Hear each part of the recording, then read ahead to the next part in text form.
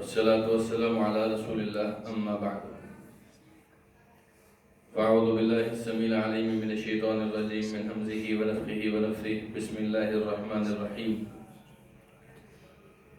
امام ترمذی رحمہ اللہ فرماتے ہیں باب ما جاء فی جلسۃ رسول اللہ صلی اللہ علیہ وسلم، رسول اللہ صلی اللہ علیہ وسلم کے بیٹھنے کا انداز کیا تھا۔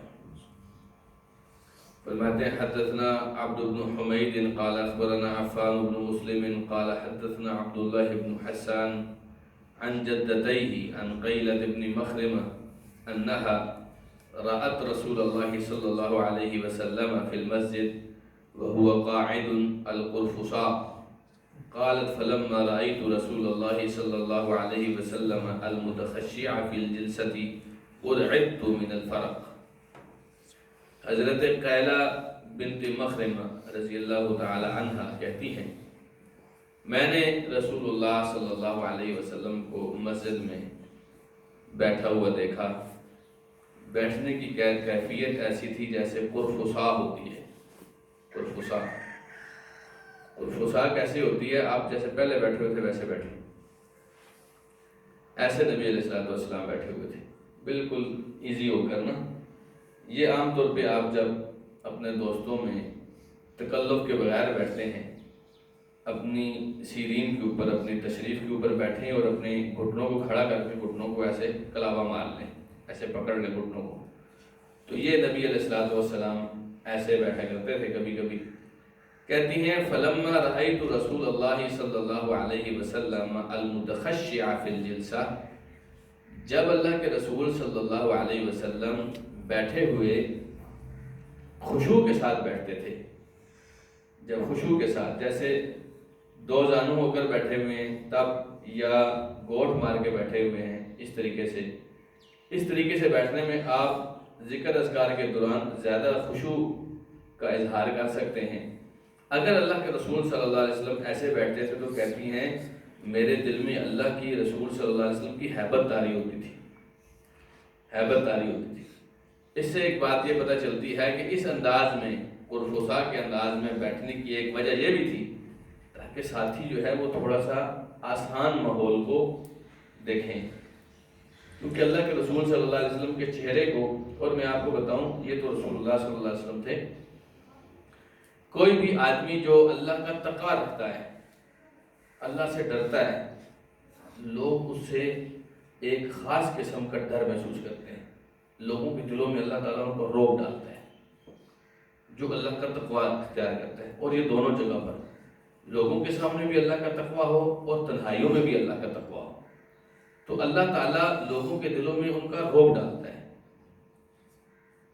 اسی طریقے سے رسول اللہ صلی اللہ علیہ وسلم تو سردار ہیں متقی لوگوں کے، تو آپ کا ایک خاص ہیبت ہوتی تھی جو لوگوں کے دلوں میں ہوتی تھی۔ کئی صحابہ تو ایسے بھی کہتے ہیں کہ ہم تو اللہ کے رسول صلی اللہ علیہ وسلم کو آنکھ بھر کر دیکھ بھی نہیں پاتے تھے، ایسا بھی نہیں ہوتا تھا کہ ہم اللہ کے رسول صلی اللہ علیہ وسلم کو آنکھ بھر کر دیکھیں، زیادہ سے زیادہ ہم آپ پر نگاہ ڈالتے تھے، بس آپ کے چہرے کو زیادہ دیر تک ہم دیکھ بھی نہیں سکتے تھے، ہمارے دل پہ ایک خوف کی کیفیت طاری ہوتی تھی، ہیبت بیٹھتی تھی ہمارے دل میں۔ تو اللہ کے رسول صلی اللہ علیہ وسلم کو کہتی میں نے دیکھا آپ ایسے ہی ٹانگیں کھڑی کر کے، گھٹنے کھڑے کر کے اور ان کو پکڑ کے بیٹھے ہوئے تھے آسانی کے ساتھ، لیکن جب میں دیکھوں کہ اللہ کے رسول صلی اللہ علیہ وسلم خشوع کی طرح بیٹھے ہوئے ہیں تو مجھے دل میں آپ کا خوف آتا تھا، ہیبت آتی تھی۔ تو نبی علیہ الصلوۃ والسلام کے بیٹھنے کا تو ایک انداز تو یہ تھا۔ ایک انداز اور کیا تھا؟ عباد ابن تمیم اپنے چچا سے بیان کرتے ہیں، کہتے ہیں انہ رأى النبی صلی اللہ علیہ وسلم مستلقیا فی المسجد واضعا احدى رجلیہ علی الاخری، میں نے اللہ کے رسول صلی اللہ علیہ وسلم کو دیکھا مسجد میں استلقاء کی حالت میں، آپ ایک ٹانگ دوسری ٹانگ کے اوپر رکھ کر بیٹھے ہوئے تھے، ایک ٹانگ دوسری ٹانگ کے اوپر رکھ کر بیٹھے ہوئے تھے۔ آپ ٹانگیں لمبی کریں ذرا، ایسے کر کے پیچھے دونوں ہاتھوں کے پیچھے ٹیک لگا لیں، ایسے نبی کریم صلی اللہ علیہ وسلم بیٹھے ہوئے تھے۔ یہ بھی آسان سا انداز ہے نا بیٹھنے کا، مجلس میں جب بے تکلفی ہوتی ہے تب نبی علیہ الصلوۃ والسلام ایسے بھی بیٹھتے تھے، استلقاء اس کو بولتے ہیں۔ اسی طریقے سے کان رسول اللہ صلی اللہ علیہ وسلم اذا جلس فی المسجد احتبا بیدیہ صلی اللہ علیہ وسلم، جب آپ مسجد میں بیٹھتے تھے تو احتبا کی حالت میں بیٹھتے تھے. احتبا کہتے ہیں جیسے پہلے ہم نے کہا تھا نا گھٹنے کھڑے کر کے. کبھی کبھی ایسے بھی ہوتا تھا عرب لوگوں کا, آپ کو پتہ ان کا لباس کیسا ہوتا ہے, تو وہ کبھی کبھی اپنے گھٹنوں کو اپنی چادر میں پھنسا لیتے تھے. ٹھیک ہے, تو ایسے بھی نبی علیہ السلام بیٹھتے تھے. یہ حدیث سند کے اعتبار سے صحیح نہیں ہے, لیکن اس طرح بیٹھنے میں کوئی حرج کی بات نہیں ہے. نبی کریم صلی اللہ علیہ وسلم نے مسجد کے اندر نماز کی حالت میں یا نماز پڑھ کر ایسے بیٹھنے سے منع کیا ہے, احتبا کی حالت میں. ٹھیک ہے, کیونکہ اس طریقے سے یہ مشابہت جو ہے یہ درست نہیں ہے, یہ کوئی انداز ادب کا انداز نہیں ہے. نماز میں جب آپ بیٹھے ہوں گے تو پھر ادب کے ساتھ نا, اللہ سبحانہ وتعالیٰ نے فرمایا قد افلح المؤمنون الذین هم فی صلاتہم خاشعون. تو نماز میں آپ نے خشوع کے ساتھ بیٹھنا ہے نا. جو خشوع کے ساتھ بیٹھیں گے, جیسے رسول اللہ صلی اللہ علیہ وسلم بیٹھتے تھے تو لوگوں کے دلوں میں رعب طاری ہوتا تھا, خاص ادب کے ساتھ بیٹھتے تھے, آپ ایک مجلس کے وقار کے ساتھ بیٹھتے. تو فرض نماز کے بعد جب آپ جتنی دیر مسجد میں بیٹھے رہیں گے نا, اتنی دیر آپ کا اللہ تعالیٰ نماز کی حالت میں لکھتا ہے. تو جتنی دیر آپ مسجد میں بیٹھیں گے فرض نماز کے بعد, اتنی دیر تک آپ نے اس حالت میں نہیں بیٹھنا, ٹانگیں کھڑی کر کے آپ نے نہیں بیٹھنا. بات سمجھ آئی آپ کو؟ تو ویسے آپ بیٹھ سکتے ہیں, نبی علیہ السلام بیٹھا کرتے تھے, اس میں کوئی حرج کی بات نہیں ہے. یہ تو تھا کہ نبی کریم صلی اللہ علیہ وسلم کا بیٹھنا. اب کہتے ہیں باب ما جاء فی تکأۃ رسول اللہ صلی اللہ علیہ وسلم. رسول اللہ صلی اللہ علیہ وسلم کا تکیے کے ساتھ ٹیک لگانے کا. ٹیک کیسے لگاتے تھے آپ؟ کہتے ہیں عن جابر بن سمرہ رضی اللہ تعالی عنہ قال رأیت رسول اللہ صلی اللہ علیہ وسلم متکیا علی وسادۃ علی الیسارہ. میں نے رسول اللہ صلی اللہ علیہ وسلم کو دیکھا, آپ کی بائیں طرف ایک تکیہ پڑا ہوا تھا جی, آپ نے اس کے اوپر ٹیک لگائی ہوئی تھی. بائیں طرف تکیہ پڑا ہوا تھا نا, ایسے آپ ٹیک لگا کے نیچے بیٹھے ہوئے تھے. میں نے رسول اللہ صلی اللہ علیہ وسلم کو ایسے دیکھا. اسی طریقے سے عبد الرحمن ابن ابی بکرہ اپنے والد ابو بکرہ رضی اللہ تعالیٰ عنہ سے بیان کرتے ہیں, کہتے ہیں قال رسول اللہ صلی اللہ علیہ وسلم, رسول اللہ صلی اللہ علیہ وسلم نے فرمایا الا احدثکم باکبر الکبائر, میں تمہیں کبیرہ گناہوں میں بھی سب سے بڑے کبیرہ کے بارے میں نہ بتاؤں؟ آپ نے لوگوں نے کہا بلا یا رسول اللہ, اللہ کے رسول ضرور فرمائیں. آپ نے فرمایا الاشراک باللہ وعقوق الوالدین, اللہ کے ساتھ شرک کرنا اور والدین کی نافرمانی کرنا. یہ ایک تو ہوتا ہے نا کبیرہ, اور میں اکبر الکبائر, کبیرہ سے بھی بڑے کبیرہ گناہ ہیں یہ اکبر الکبائر.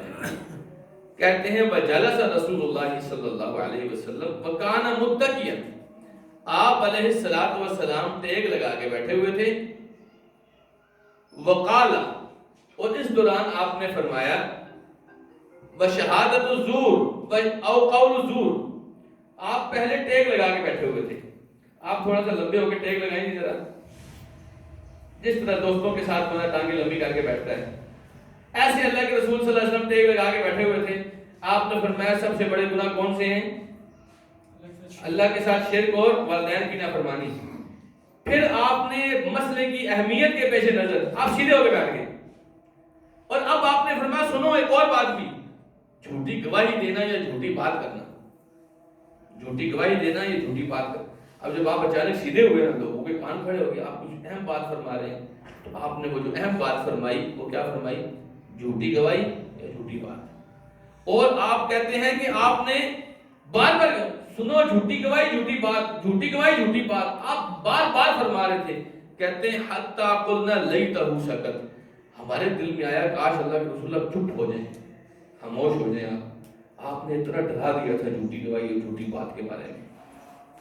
تو نبی علیہ السلام دیکھیں نا, ایک معلم کس طریقے سے جو بات آپ فرما رہے تھے, آپ شرک اور حقوق الوالدین تو قرآن میں بہت زیادہ آیا نا, اس کے بارے میں تو بہت زیادہ علم دیا گیا ہے, لیکن عام طور پہ لوگ روٹین میں جھوٹی بات کرنے کو اتنا کوئی بڑا بات نہیں سمجھتے تھے.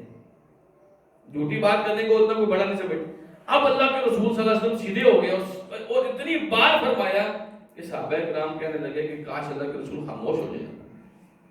ٹھیک ہے, تو معلم جو مدرس ہوتا ہے نا, وہ اتنی آسانی سے کے ساتھ, اتنی اہمیت کے ساتھ, باڈی لینگویج کے ساتھ لوگوں کو بات سمجھاتا ہے, جس سے لوگوں کو سمجھنے میں آسانی ہوتی ہے. تو نبی علیہ السلام ایک بہترین مدرس, آپ نے فرمایا انما بعثت معلم, مجھے تو اللہ نے معلم بنا کے بھیجا ہے. تو بہترین مدرس ہے، اور تدریس کا ایک بہترین طریقہ یہ ہے آپ جہاں لوگوں کو زبان سے سمجھا رہے ہیں وہاں آپ لوگوں کو بدن کے اشاروں سے بھی کچھ باتیں سمجھائیں گے۔ اسی طرح کہتے ہیں ابو جحیفہ رضی اللہ تعالی عنہ کہتے ہیں قال رسول اللہ صلی اللہ علیہ وسلم اما انا فلا آکل متکیا، جہاں تک میری بات ہے میں ٹیک لگا کے نہیں کھاتا۔ اما انا فلا آکل متکیا، میں ٹیک لگا کے نہیں کھاتا۔ جب آپ کھاتے ہیں، کھانا کھاتے ہیں، ٹیبل پہ بیٹھے ہیں ایسے کر کے کھانا، ٹھیک ہے، نیچے بیٹھے ہیں ایک ہاتھ نیچے رہے، اور کھانے میں تو کوئی بھی ضروری نہیں کہ صرف سالن اور روٹی کھانی ہے آپ نے، کھجور کھا رہے ہیں، پاپڑ کھا رہے ہیں، کچھ بھی کھا رہے ہیں، سیب کھا رہے ہیں، کچھ بھی کھا رہے ہیں، ٹیک لگا کے کھانا، دیوار کے ساتھ ٹیک لگا کے، ہاتھ کے اوپر ٹیک لگا کے، تکیے کے اوپر ٹیک لگا کے، لیٹے لیٹے کھانا، آپ نے فرمایا میں ایسے نہیں کھاتا۔ اس سے کیا پتہ چلتا ہے آپ نے حرام نہیں کیا، لیکن آپ نے اپنا بتایا کہ مجھے یہ انداز میرا نہیں ہے۔ بات سمجھیں، مراد یہ ہے کہ آپ بھی کوشش کریں ٹیک لگا کے نہ کھائیں۔ رسول اللہ صلی اللہ علیہ وسلم ٹیک لگا کر نہیں کھاتے تھے۔ اسی طرح کے دوسری حدیث بھی ہے، کہتے ہیں حضرت ابو جحیفہ کہتے ہیں قال رسول اللہ صلی اللہ علیہ وسلم لا آکل متکیا، میں ٹیک لگا کر نہیں کھاتا، تو ٹیک لگا کر کھانے سے بچنا چاہیے۔ اسی طرح جابر بن سمرہ رضی اللہ تعالیٰ عنہ کہتے ہیں رأیت رسول اللہ صلی اللہ علیہ وسلم متکیا علی وسادۃ، میں نے رسول اللہ صلی اللہ علیہ وسلم کو دیکھا آپ نے تکیے کے اوپر ٹیک لگائی ہوئی تھی، ٹھیک ہے، ٹیک لگانے میں کوئی حرج کی بات نہیں، تکیہ استعمال کرنے میں کوئی حرج کی بات نہیں، بلکہ ایک حدیث میں تو آپ نے فرمایا کہ تکیے کی جو دعوت ہوتی ہے یہ واپس نہیں کرنی چاہیے، تکیہ لے لینا چاہیے، ٹھیک ہے نا، تو ٹیک لگا کے کھانا بیٹھنے میں کوئی حرج کی بات نہیں ہے۔ اچھا، اگلا باب کیا ہے؟ باب ما جاء فی اتکاء رسول اللہ صلی اللہ علیہ وسلم، رسول اللہ صلی اللہ علیہ وسلم کا ٹیک لگانا۔ ایک تو نا بیٹھے ہوئے آپ ٹیک لگاتے ہیں، ایک ہے کسی کے سہارے بھی چلنا، کسی کے سہارے چلنا، کسی کے ہاتھ پہ ہاتھ رکھ کے چلنا، کسی کے کندھے پہ ہاتھ رکھ کے چلنا، کسی کو ہاتھ پکڑا کے چلنا، ٹھیک ہے، کھنڈی کے بل بوتے پہ چلنا، تو یہ ٹیک لگا کے چلنا، دونوں طرح کی باتیں ذکر کی ہیں۔ اب کہتے ہیں اس میں دو حدیثیں، کہتے ہیں کہ عن انس رضی اللہ تعالی عنہ، حضرت انس رضی اللہ عنہ کہتے ہیں ان النبی صلی اللہ علیہ وسلم کان شاکیا، نبی کریم صلی اللہ علیہ وسلم بیمار تھے، فخرج یتوکا علی اسامہ وعلیہ ثوب قطری، آپ علیہ السلام گھر سے نکلے، اسامہ رضی اللہ عنہ کے اوپر ٹیک لگا کے نکلے، ان کے سارے ہاتھ رکھ کے نکلے، آپ نے قطری کپڑے پہنے ہوئے تھے، قد تبشہ بہ، آپ نے وہ قطری چادر لپیٹی ہوئی تھی، اور فصلی بہم، آپ نے لوگوں کو نماز پڑھائی۔ تو آپ کسی کے سہارے بھی چل سکتے ہیں، اس میں کوئی حرج کی بات نہیں۔ یہ بے وقوفی کی بات ہے جب کوئی آپ کے کندھے پہ ہاتھ رکھے اور آپ اس کو کہیں کہ میرے فرشتوں کو تنگ نہ کر، وہ فرشتے تنگ، ایسی کوئی بات بھی نہیں ہے، اس میں حرج کی بات نہیں۔ نبی علیہ السلام ایسے چلا کرتے تھے۔ جب آپ بیمار ہیں، ایک باپ اپنے بیٹے کے کندھے پہ ہاتھ نہیں رکھے گا تو کس کے کندھے پہ ہاتھ رکھے گا؟ اور ویسے بھی دوستوں کو چاہیے ایک دوسرے کے کندھے پہ ہاتھ رکھنے کو برداشت کیا کریں، سوائے اس کے کہ کندھے پہ ہاتھ رکھنے سے کسی کی توہین کرنا مقصود ہو تو پھر ایسا نہیں کرنا چاہیے۔ بس اوقات ایسا نہ ہو کہ کوئی بڑے عالم آئے ہیں اور آپ یہ اس میں میں نے پڑھا تھا ٹیک لگانے میں کوئی حرج کی بات نہیں، آپ حضرت صاحب کے کندھے پہ ہاتھ رکھ کے ٹیک لگا کے نکل رہے ہیں، یہ کوئی مناسب طریقہ کار نہیں ہے۔ ہر علاقے کا کچھ عرف ہوتا ہے، عرف کا مطلب یہ ہوتا ہے کہ اس علاقے کے لوگ بھی کچھ چیزوں کو پسند ناپسند کر رہے ہوتے ہیں، اس علاقے کا بھی خیال رکھنا چاہیے۔ دوسری حدیث اس حوالے سے کہتے ہیں حضرت فضل ابن عباس کہتے ہیں دخلت علی رسول اللہ صلی اللہ علیہ وسلم فی مرضه الذی توفی فیہ، میں رسول اللہ صلی اللہ علیہ وسلم کے پاس گیا۔ حضرت فضل بن عباس عبداللہ بن عباس کے بھائی تھے اور نبی علیہ السلام کے کزن تھے، حضرت عباس رضی اللہ عنہ کے بیٹے تھے۔ کہتے ہیں میں رسول اللہ صلی اللہ علیہ وسلم کے پاس گیا فی مرضه الذی توفی فیہ، اس بیماری میں جس بیماری میں آپ فوت ہوئے تھے، یعنی جو آخری دنوں کی بیماری تھی نا آپ کی، اس بیماری میں تھے آپ، تو میں آپ کے پاس گیا۔ وعلی رأسہ عصابۃ صفراء، آپ کے سر پر ایک زرد رنگ کی پگڑی تھی، زرد رنگ کی کیا تھی؟ پگڑی تھی۔ تو فسلمت علیہ، میں نے آپ کو سلام کیا، فقال یا فضل، آپ نے فرمایا فضل، قلت لبیک یا رسول اللہ، میں نے کہا اللہ کے رسول میں حاضر ہوں۔ قال اشدد بہذہ العصابہ رأسی، یہ اس پگڑی کے ساتھ میرا سر پکا باندھ دے، سر میں درد ہو رہا ہوگا آپ کے، تو آپ نے فرمایا کہ میرے سر کو اس پگڑی کے ساتھ باندھ دیں. کہتے ہیں ففعلت، تو میں نے ایسا کیا. ثم قعد، پھر آپ بیٹھ گئے. فوضع کفہ علی منکبہ، پھر آپ نے اپنا ہاتھ میرے کندھے کے اوپر رکھا. ثم قام فدخل فی المسجد، پھر آپ کھڑے ہوئے اور مسجد میں داخل ہوئے. یہ سند کے اعتبار سے یہ والا قصہ صحیح نہیں ہے، لیکن سند کے اعتبار سے جو قصہ صحیح ہے وہ آپ کو میں سناتا ہوں. سند کے اعتبار سے جو قصہ صحیح ہے وہ حضرت عائشہ رضی اللہ عنہ بیان کرتی ہیں. کہتی ہیں کہ رسول اکرم صلی اللہ علیہ وسلم نے فرمایا کہ میرے اوپر پانی ڈالو. آپ کو بخار تھا بہت تیز، اور آپ کو پتہ ہے بخار کا ایک بہترین علاج جو رسول اللہ نے تجویز کیا ہے وہ ہے پانی. پانی غسل کر لینا چاہیے، ٹھنڈے پانی سے کوشش کریں غسل کر لیں، کنویں کے پانی سے غسل کر لیں. ٹھیک ہے. آپ علیہ السلام نے فرمایا میرے اوپر پانی ڈالو. آپ کے اوپر لوگوں نے پانی ڈالا. پانی ڈالنے سے آپ علیہ السلام کو تھوڑا سا افاقہ ہوا. پھر آپ علیہ السلام چلنے لگے تو پھر گر گئے. پھر جب آپ بے ہوش ہوئے اور پھر جب ہوش آئی آپ کو، پھر آپ نے فرمایا میرے اوپر پانی ڈالو. پھر پانی ڈالا گیا، آپ کو پھر تھوڑی سی قوت محسوس ہوئی. پھر آپ علیہ السلام چلنے لگے. آپ چاہتے تھے کہ میں مسجد جاؤں، آپ چاہتے تھے میں مسجد جاؤں. تو پھر اللہ کے رسول صلی اللہ علیہ وسلم گر گئے. پھر جب ہوش آیا تو پھر آپ نے فرمایا پانی ڈالو. تیسری مرتبہ جب پانی ڈالا گیا تو آپ نے فرمایا مجھے مسجد لے جاؤ. تو حضرت عائشہ کہتی ہیں رضی اللہ عنہ، ایک طرف سے حضرت عباس نے پکڑا تھا اور ایک طرف ایک اور آدمی نے پکڑا تھا. دوسری روایت میں آتا ہے کہ وہ دوسرے آدمی حضرت علی رضی اللہ عنہ تھے. ٹھیک ہے. ان دونوں نے پکڑا تھا. اللہ کے رسول صلی اللہ علیہ وسلم کو اٹھا کر لے کے گئے تھے. دونوں طرف سے انہوں نے نبی علیہ السلام، ایک نے ایک بازو کو پکڑا، دوسرے نے دوسرے بازو کو پکڑا اور اٹھا کر لے کے گئے. جب اٹھا کے لے کے گئے تو نبی علیہ السلام کے جو پاؤں تھے وہ ایسے گھسٹ رہے تھے. انگلیاں جو تھیں نا، انگلیاں ایسے گھسٹ رہی تھیں. اور نبی علیہ السلام کو مسجد میں لے کے گئے. تو وہاں جا کے نبی کریم صلی اللہ علیہ وسلم نے پھر لوگوں سے بات چیت کی، لوگوں کو بتایا، کچھ نصیحتیں کی تھیں.